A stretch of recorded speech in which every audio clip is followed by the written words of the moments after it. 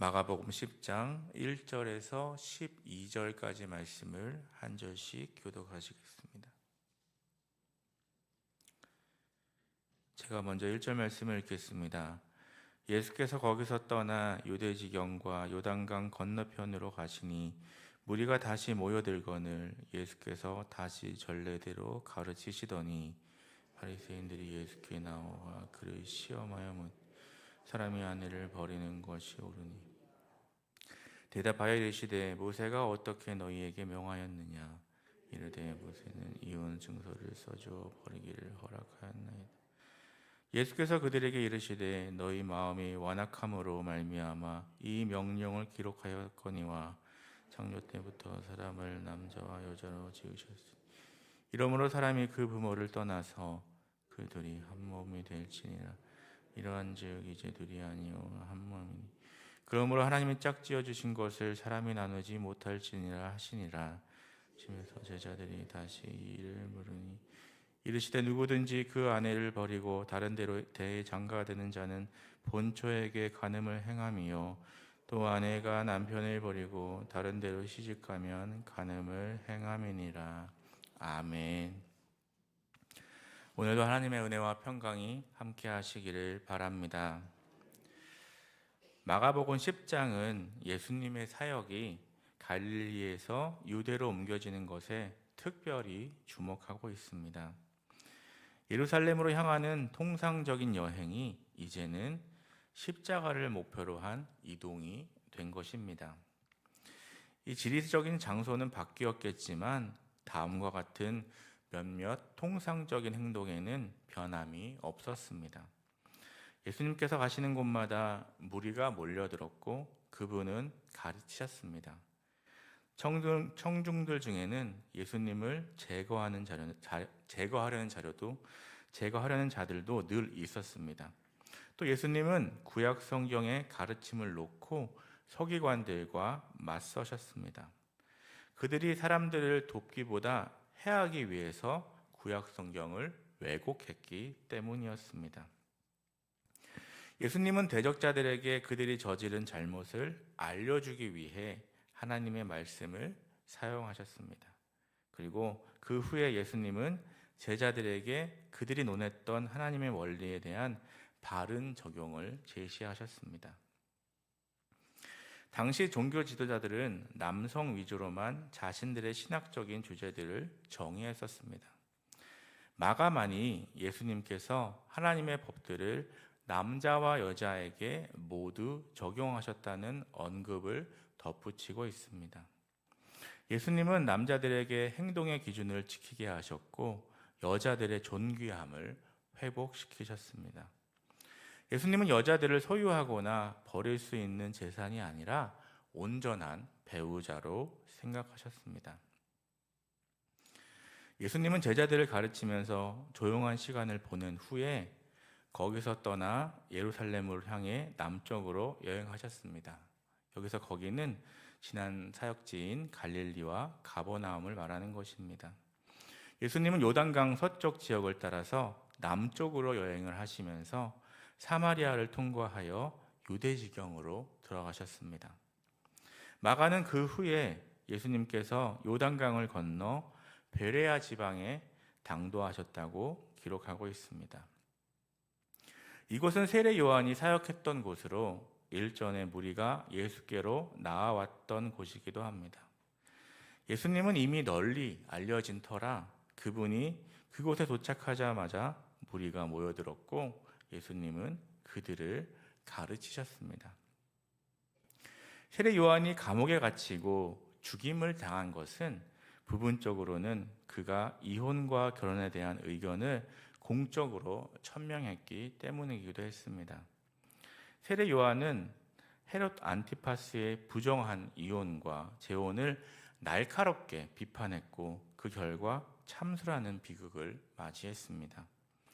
동생의 아내를 취하기 위해서 자신의 아내를 버리기까지 했던 이 안티파스의 행위는 선지자 요한의 눈에 옳지 않은 일이었습니다. 오늘 바리새인들의 질문, 아내를 버리는 것이 옳으니까는 그런 배경을 반영하고 있습니다. 이 요한과 마찬가지로 바리새인들은 예수님 역시 신학적 논쟁들 가운데 어느 한편의 견해를 택하게 하고 그 과정에서 스스로 죄에 빠지게 함으로써 궁지에 몰아넣고 싶었던 것입니다.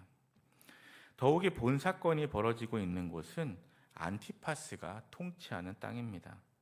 만일 예수님이 세례 요한과 입장을 같이 한다면 가뜩이나 예수님으로 인해 심기가 예민한 안티파스의 폭력에 빌미를 줄 수 있었습니다. 반면 예수님이 이혼을 허용한다면 헤롯 안티파스의 불의를 용인한 셈이 됩니다. 이는 알고자 하는 질문이 아니라 시험하기 위한 질문이었습니다. 궁지에 몰아넣기 위한 질문이었던 것입니다. 하지만 그들의 질문에 예수님은 질문으로 대답하십니다. 모세가 어떻게 너희에게 명하였느냐?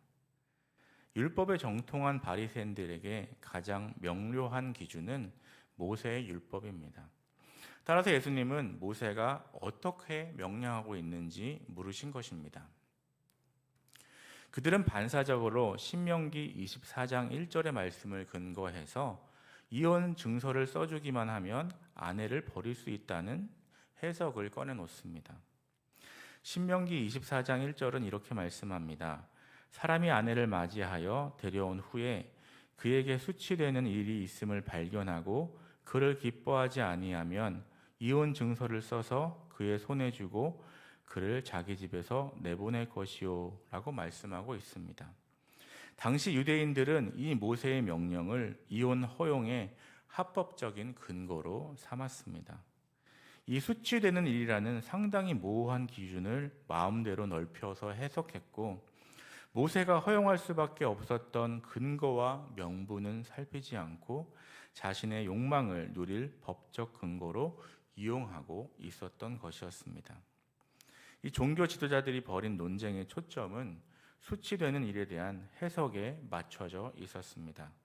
상반되는 견해를 주장하는 두 학파가 있었는데 랍비 힐레를 따르는 한 그룹은 무슨 이유에서든 남자는 아내에게 이혼 증서를 줄 수 있다라고 말했습니다. 심지어 자기 아내보다 다른 여자가 더 매력적으로 보일 때에도 가능하다고 주장했던 것입니다. 이 수치되는 일은 남편의 기분을 상하게 하는 일이라면 무엇이든 해당될 수 있었습니다. 또 랍비 삼마이를 따르는 다른 한 그룹은 아내가 남편에게 불성실했을 때만 남편이 아내를 버릴 수 있다고 주장했습니다. 즉 수치되는 일은 간음을 가리킨다고 본 것입니다. 또 다른 이유도 있었습니다. 고대 유대 사회에서 여자가 결혼할 때 아버지는 딸에게 자신의 부를 과시하는 지참금을 주었습니다. 만약 아내가 성적인 잘못을 범한 경우가 아니라면 이혼할 때 남편은 그 지참금을 아내에게 돌려주어야 했습니다.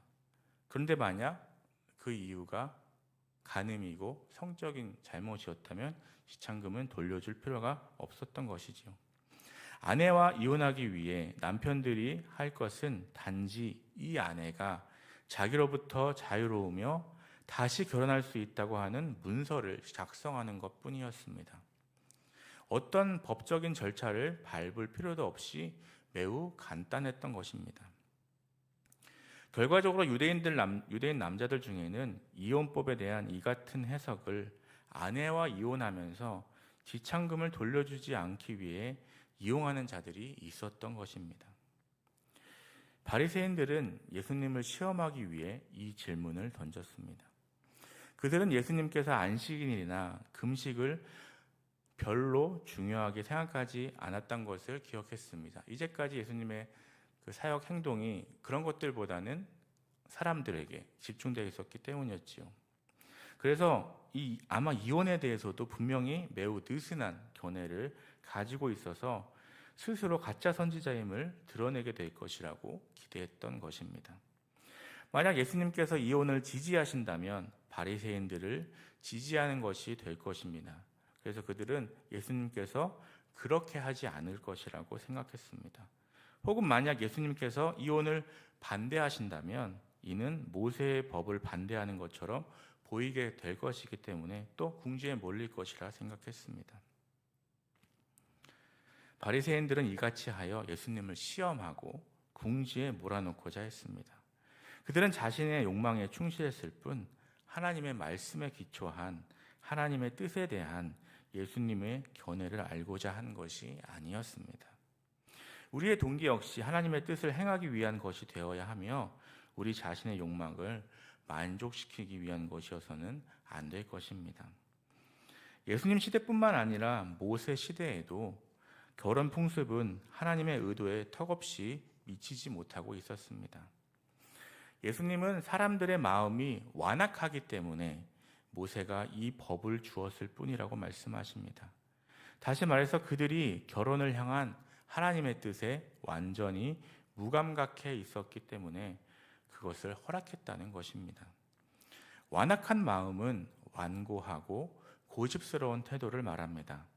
여기서 사용된 헬라어는 제자들의 영적인 둔감함을 묘사하는 단어와 같지는 않지만 동의어입니다. 많은 사람들이 하나님의 의도대로 결혼 생활을 영위하기를 거부했기 때문에 하나님은 그들의 죄성을 아시고 이혼을 허락하신 것입니다. 남성 중심의 사회에서 약자인 여인들을 보호하는 울타리였던 것이었습니다. 예수님은 바리새인들의 이 시험을 결혼을 향한 하나님의 목적을 다시 보여주시고 그들의 이기적인 동기를 드러내는 기회로 이용하셨습니다.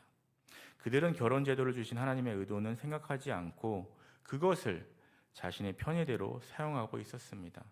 더욱이 그들은 문맥을 무시한 채 모세의 말을 부당하게 인용하고 있었습니다. 우리의 모습을 돌아보고자 합니다. 바리새인들은 예수님을 시험하려 했고 또 율법을 자기 멋대로 해석하여 자신의 상황에 끼워 맞춰 이익과 욕망을 정당화하는 데 사용하였습니다. 나는 하나님을 시험한 적은 없는지, 또 말씀을 내 상황과 환경에 따라 왜곡하여 적용하고 마음의 위함을 삼은 적은 없는지 돌아보고 어떤 상황에서도 하나님께 순종하고 바른 믿음을 가지고 말씀을 온전히 받고 행하는 저와 여러분 되시기를 간절히 소망합니다. 네, 기도하시겠습니다. 사랑의 하나님, 오늘도 이 새벽에 깨워주시고 주의 존으로 불러주시고 말씀으로 새롭게 해주시니 감사합니다. 하나님, 하나님을 믿는다 하면서도 어려운 상황 가운데 하나님을 신뢰하지 못하고 하나님을 시험하고 또 말씀을 마음에 맞는 대로 받을 때가 있음을 고백합니다. 용서하여 주시옵소서. 어떤 상황에서도 하나님께 순종하고 바른 믿음을 가지고 말씀을 온전히 받고 행하는 주님의 백성들 될 수 있도록 인도하여 주시옵소서. 병상 가운데 있는 환우들에게도 함께하여 주시고 주님의 보혈로 치유하여 주시옵소서. 몸과 마음이 회복되게 하시고 건강한 모습으로 하나님을 예배하고 찬양하게 하여 주시옵소서. 또한 삶의 많은 문제로 고통받는 성도님들의 삶 속에 함께하여 주셔서 이 사순절 기간에 가정과 교회와 이 민족의 온전한 치유와 회복이 일어나는 복된 시간 되게 하여 주시옵소서. 이 시간 주님 앞에 1000번째 예물을 드립니다. 975번째에서 977번째 예물을 받아주시고 기도하는 예물 드리는 자가 기도하오니 하나님께서 주의 은혜로 함께하여 주시고 예물이 쓰여지는 곳에 함께하여 주시옵소서. 오늘도 가정과 일터를 지켜주시고 우리들이 살아가는 삶의 현장 속에서 주님만을 높이는 복된 삶이 되도록 인도하여 주시옵소서. 예수님의 이름으로 기도드립니다. 아멘.